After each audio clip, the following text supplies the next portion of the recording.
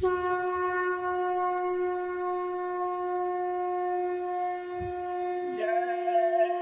गुरुदेव। जय गुरुदेव।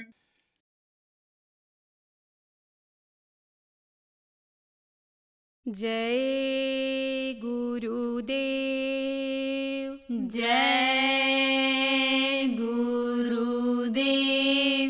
क्यों सोया चादर तान बंदे जाग जरा। क्यों सोया चादर तान बंदे जाग जरा। क्यों सोया चादर तान बंदे जाग जरा।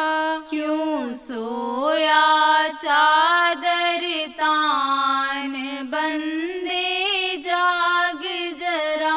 सोते सोते उमर गुजारी। सोते सोते उमर गुजारी। जाग के कर ले ध्यान बंदे जाग जरा। जाग के कर ले ध्यान बंदे जाग जरा। क्यों सोया चादर तान बंदे जाग जरा। क्यों सोया चादर तान बंदे जाग जरा। 184 सोते गुजारी। 184 सोते गुजारी। अब तो जाग नादान बंदे जाग जरा। अब तो जाग नादान बंदे जाग जरा। क्यों सोया चादर तान बंदे जाग जरा। क्यों सोया चादर तान बंदे जाग जरा। जगने की बेला में सोया। जगने की बेला में सोया। करता अपनी हानि बंदे जाग जरा। करता अपनी हानि बंदे जाग जरा। क्यों सोया चादर तान बंदे जाग जरा। क्यों सोया चादर तान बंदे जाग जरा। नींद निशानी मौत की बंदे। नींद निशानी मौत की बंदे। कहते संत सुजान बंदे जाग जरा। कहते संत सुजान बंदे जाग जरा। क्यों सोया चादर तान बंदे जाग जरा। क्यों सोया चादर तान बंदे जाग जरा। जाग जाग रे जाग तू प्राणी। जाग जाग रे जाग तू प्राणी। अपना धर्म पहचान बंदे जाग जरा।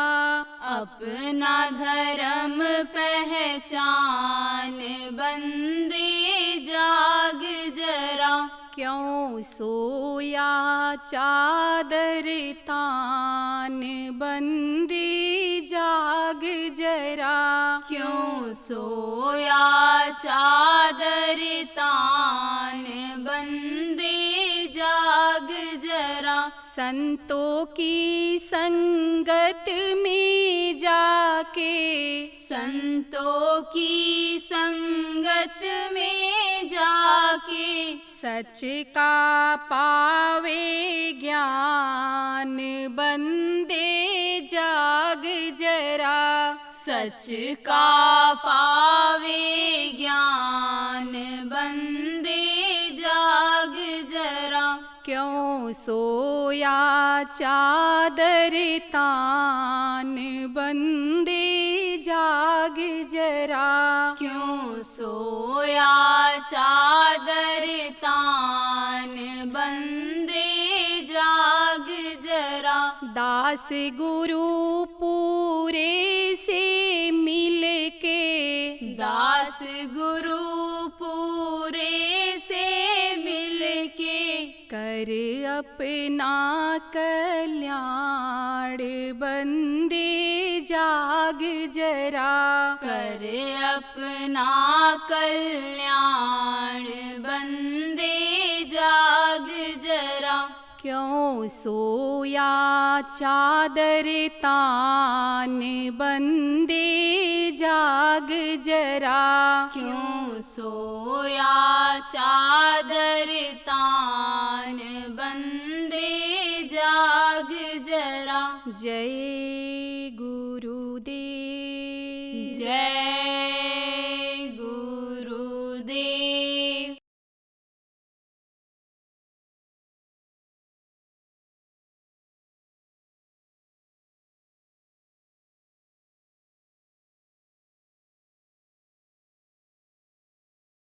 कोट जन्म जब भटका खाया, तब यह नर्तन दुर्लभ पाया। करोड़ों जन्मों के बाद यह मनुष्य शरीर मिला है और दोबारा फिर ये जल्दी मिलने वाला नहीं है। मनुष्य जन्म फिर मिलने वाला नहीं है। जैसे देखो पेड़ का पत्ता गिर जाता है तो दोबारा फिर बहुत न लागे डार, दोबारा फिर उस डाल में नहीं लगता है। ऐसे फिर ये जल्दी मनुष्य शरीर मिलता नहीं है। अब मनुष्य भी अगर पक्षियों का, जानवरों का, कीड़े मकोड़ों का काम करने लग जाए तो मनुष्य रह जाएगा? नहीं रह जाएगा। देखो प्रेम, पशु पक्षी क्या करते हैं, कीड़े मकोड़े क्या करते हैं? वो तो समझो आप कि खाते हैं, सोते हैं, बच्चा पैदा करते हैं और दुनिया संसार से चले जाते हैं। तो फिर वो मनुष्य शरीर जल्दी नहीं पाते हैं, फिर किसी दूसरे योनि में ही जाएंगे। केवल गाय और बैल की योनि के बाद मनुष्य शरीर मिलता है और 84 लाख योनियों में आखिरी योनि गाय और बैल की योनि मिलती है। उसके बाद यह मनुष्य शरीर मिलता है तो बहुत समय लग जाएगा, पार हो पाना बड़ा मुश्किल होगा, बड़ी तकलीफ होगी। नरकों में कर्म के अनुसार चला जाना पड़ता है, वहाँ बड़ी मार पड़ती है, काटे जाते हैं, सड़ाए गलाए पपाए जाते हैं, बड़ी तकलीफ होती है। तो तकलीफ झेलनी पड़ेगी।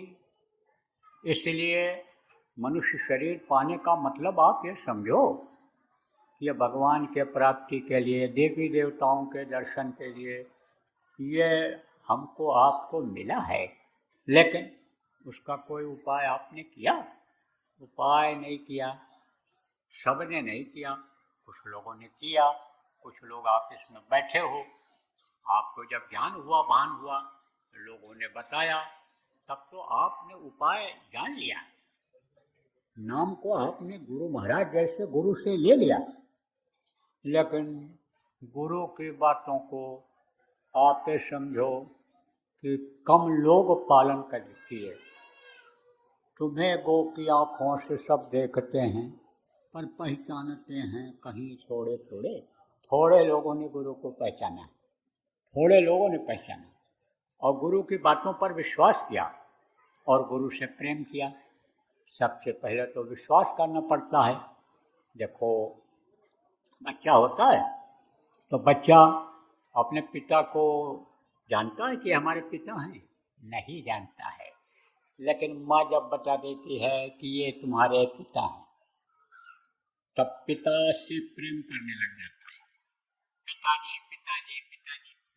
अब पिता अगर नहीं भी बच्चे को उठाता है और पिताजी पिताजी पापा जी अगर चिल्लाता रहेगा तो बाप देखेगा तो फौरन उठाएगा, प्यार करेगा।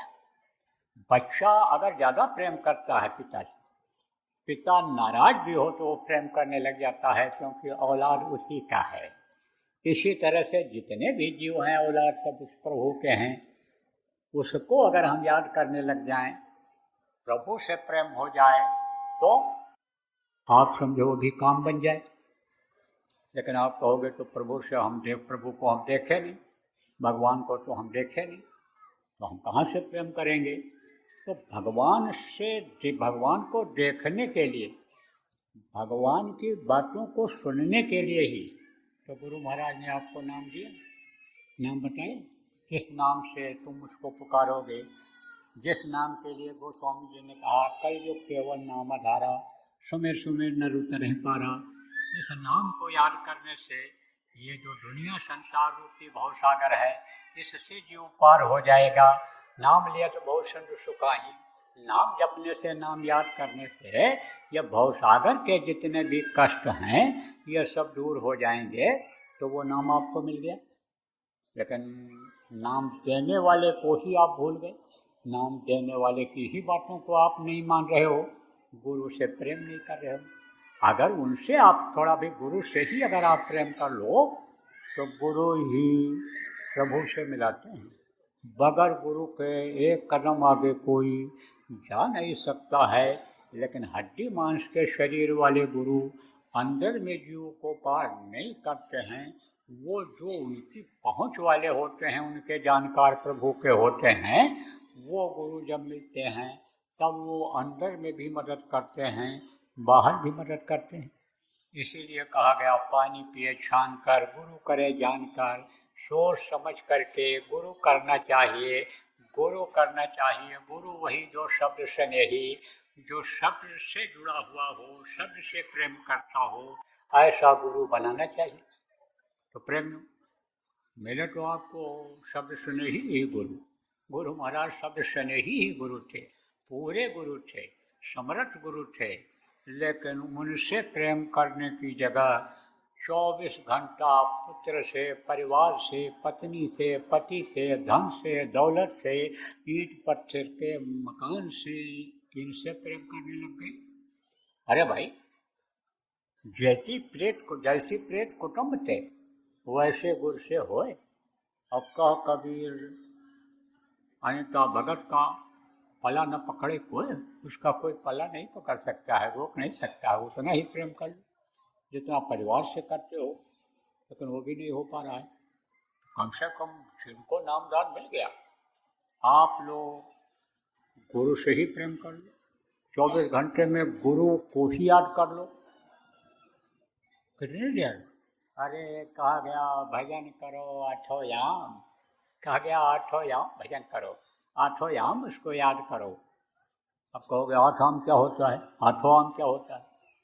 देखो 24 घंटा होता है, तो 4 पहर होता है दिन और 4 पहर होता है रात में।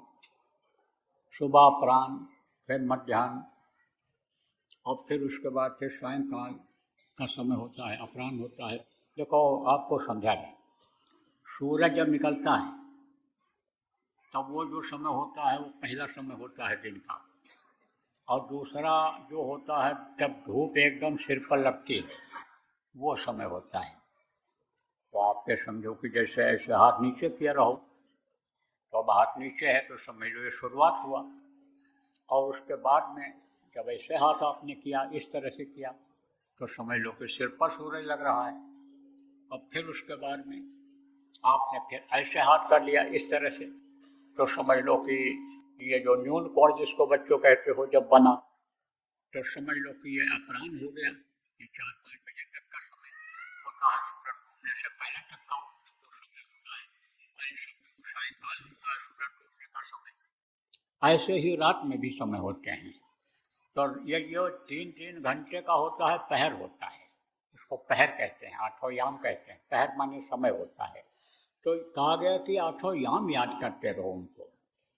लेकिन 8 याम न याद कर पाओ तो कम से कम बीच बीच में ही अगर याद कर लिया करो।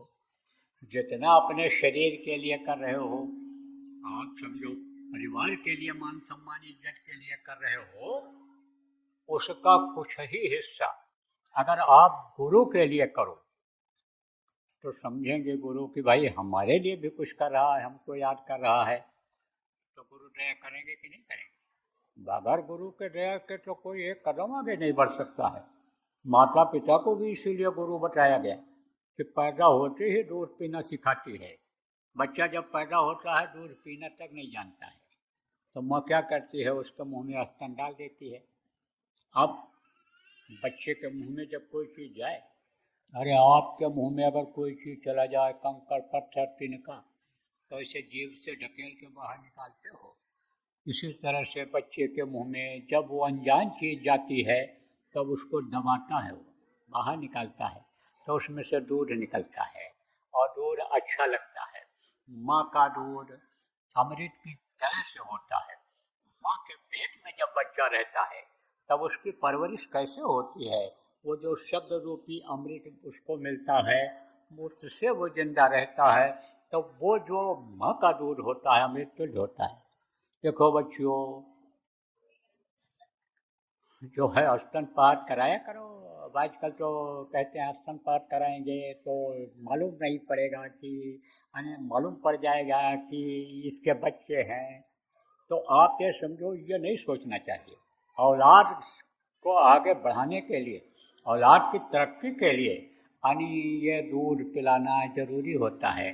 तो स्तनपान जो बच्चे करते हैं वो ज़्यादा पौष्टिक चीज़ पाते हैं, उनका शरीर भी मजबूत रहता है, हड्डियाँ भी मजबूत रहती हैं। नसों में उससे जो खून जाता है उससे नसें भी बहुत समय तक काम करती हैं। लेकिन ये जो बनावटी दूध जाता है, ये जो गाय भैंस का दूध जाता है, वो आप ये समझ लो कि उसी तरह का बुद्धि कर देता है, उसी तरह की आदत बना देता है। कुछ है ना, एक सूरदास, तो सूरदास को रखा हुआ था किसने, राजा ने, क्योंकि सूरदास को बड़ा अनुभव था, बहुत चीज़ों का अनुभव था।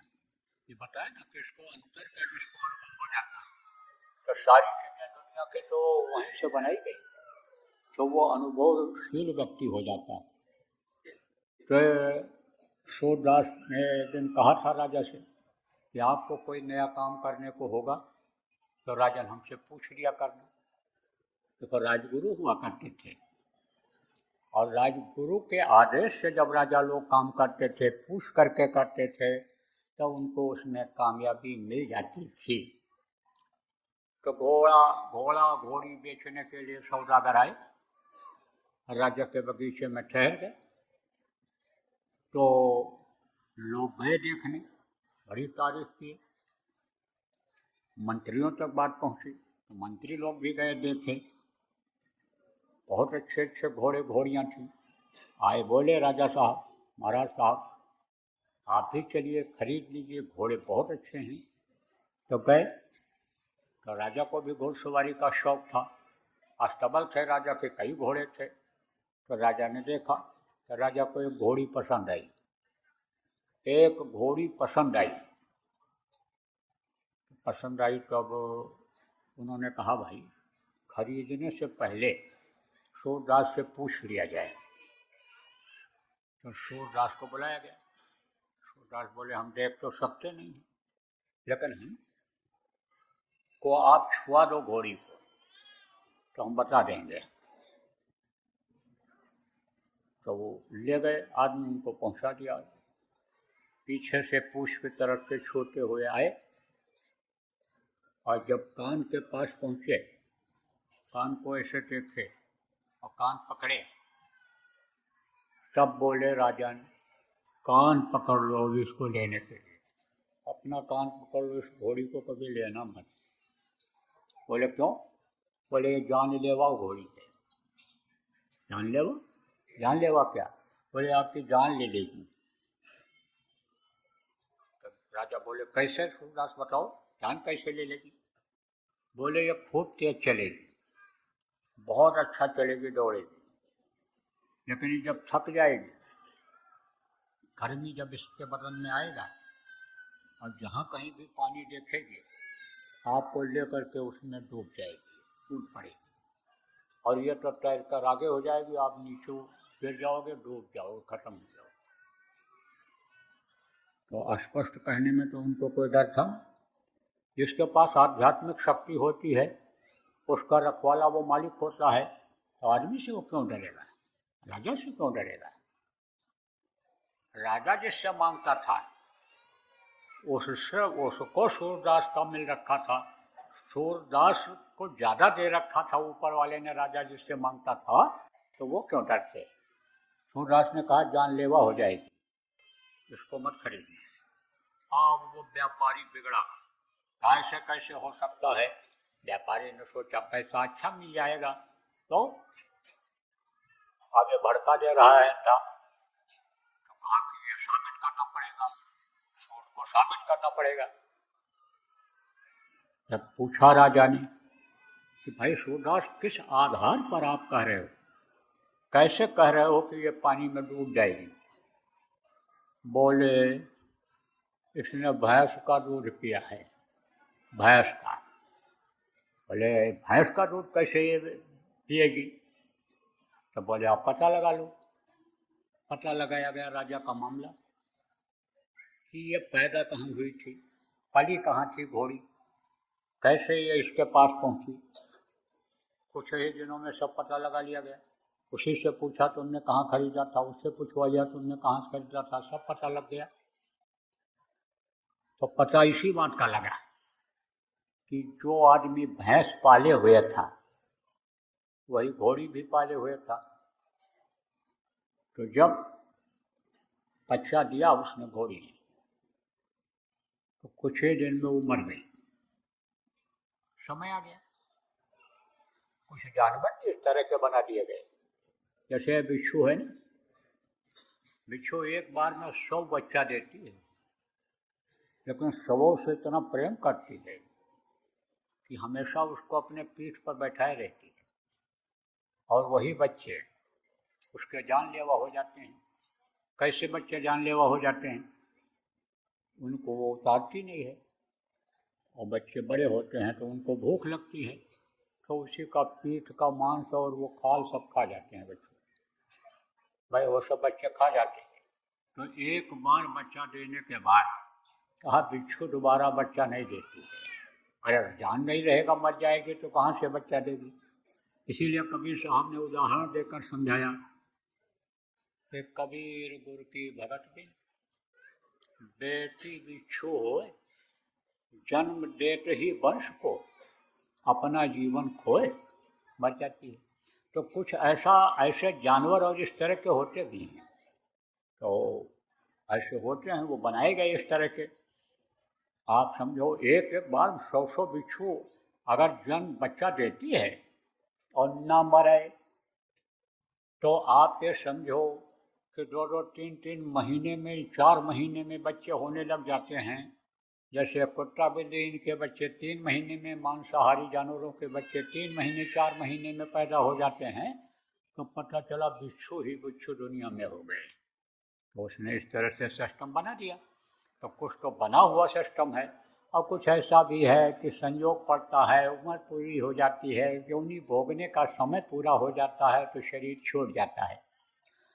तो मर गई वो घोड़ी, मर गई बच्चा दे करके।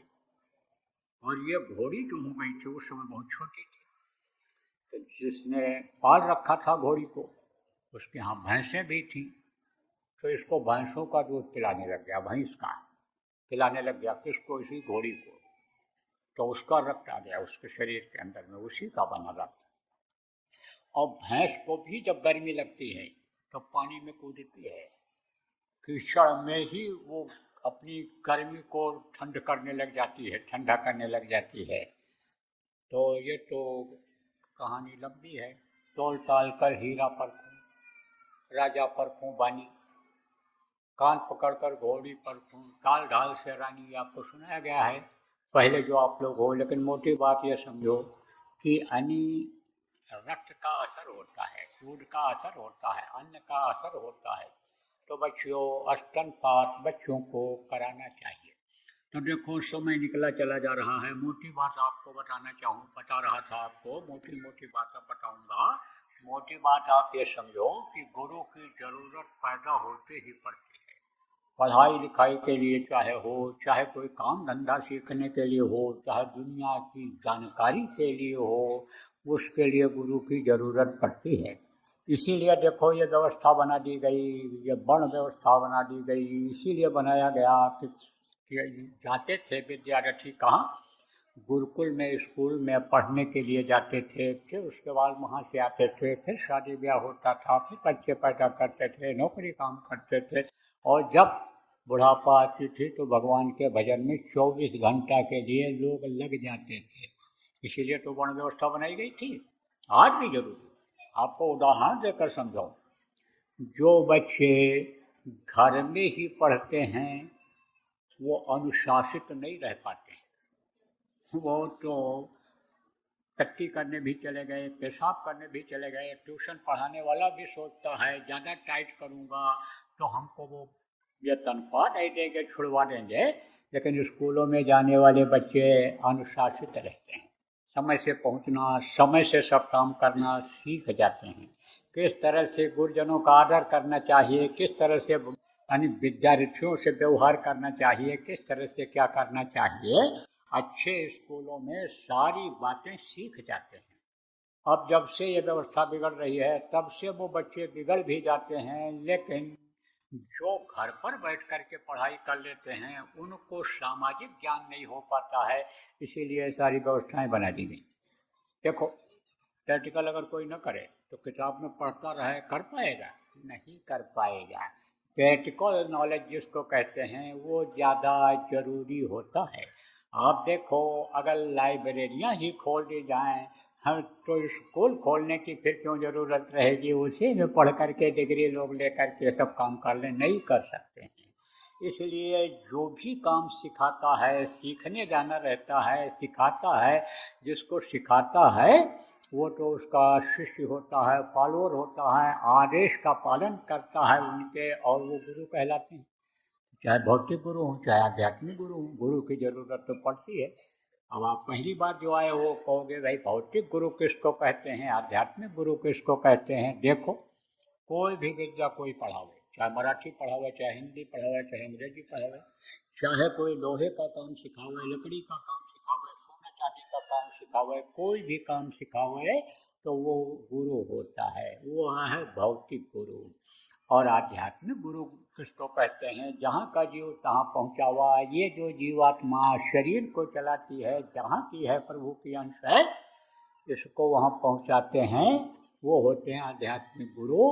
जैसे ये हमारे गुरु महाराज जिनकी तस्वीर लगी हुई है, ये थे, हमेशा इस धरती पर रहते हैं, मनुष्य शरीर में ही रहते हैं, लेकिन बाहर से उनकी पहचान नहीं होती है।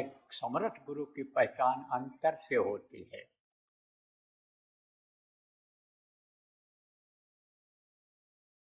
छोटे बच्चों की आदत डालो, किस चीज़ की आदत डालो?